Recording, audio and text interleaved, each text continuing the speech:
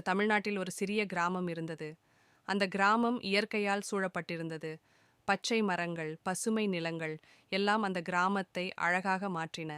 அந்த கிராமம் பெயர் தென்கட்சி. தென்கட்சியில் ஒரு சிறுமி இருந்தாள். அவளுடைய பெயர் அனன்யா.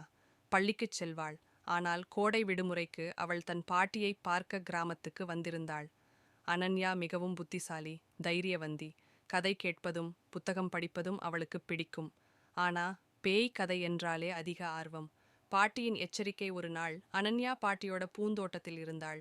அப்போது பாட்டி சொன்னார், அனன்யா, அந்த தெருவின் கடைசி வீட்டுக்கு அருகே போகக்கூடாது. அது பழைய வீடு, பயங்கரமான இடம்.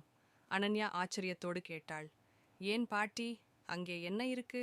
பாட்டி மெதுவாக கூறினாள், பல வருடங்களுக்கு முன்னால் அந்த வீட்டில் ஒரு குடும்பம் இருந்தது.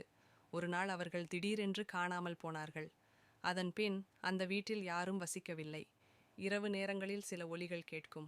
சிலர் சொல்வது, அங்கே ஒரு பேய் இருப்பதாம். அனன்யா பயப்படவில்லை.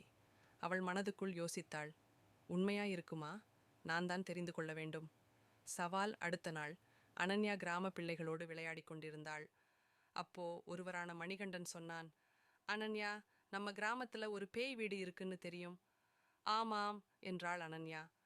அந்த வீட்டுக்குள்ள போய் பார்ப்பியா? சவால் என்றான். அனன்யா சிரித்து, பார்க்கலாம், நாளை இரவு நானே உள்ளே போவேன் என்றாள். அனைவரும் ஆச்சரியத்தோடு அவளை பார்த்தனர். யாரும் அந்த வீட்டை அருகில் கூட போகவில்லை. ஆனாலும் அனன்யா தயாராக இருந்தாள். பேய் வீடு அந்த வீட்டுக்குள் போவதற்கு அவள் மெழுகுவர்த்தி எடுத்தாள். சிறிய டார்ச் மற்றும் ஒரு நோட்புக்.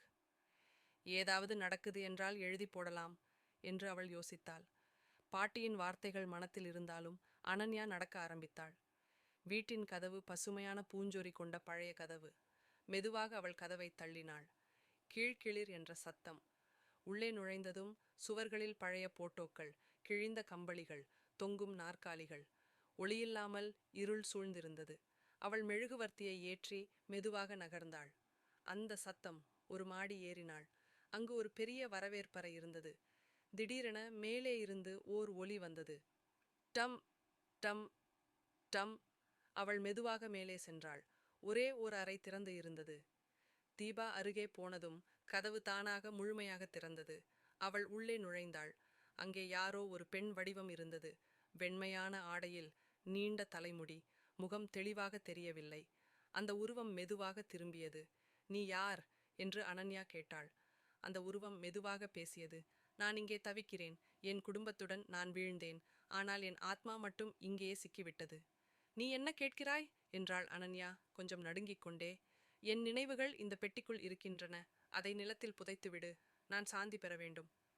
பேய் தேவைக்கு உதவல். அந்த உருவம் ஒரு பழைய பெட்டியை காட்டியது. அது தூசியில் மூடியிருந்தது. அனன்யா அதை எடுத்தாள். அது கனமாக இருந்தது. ஆனால் ஆச்சரியமாக அந்த உருவம் சாமர்த்தியமாக பெட்டியை வெளியே கொண்டு செல்ல உதவியது. அனன்யா வீடுக்கு திரும்பி அந்த பெட்டியை மறுநாள் கிராமத்தின் மயானத்தில் புதைத்தாள்.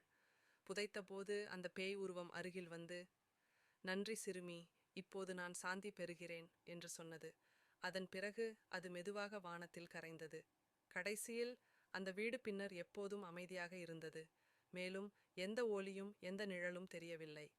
அனன்யா கிராமத்தில் ஒரு தைரியவந்தியாக பெயர் பெற்றாள்.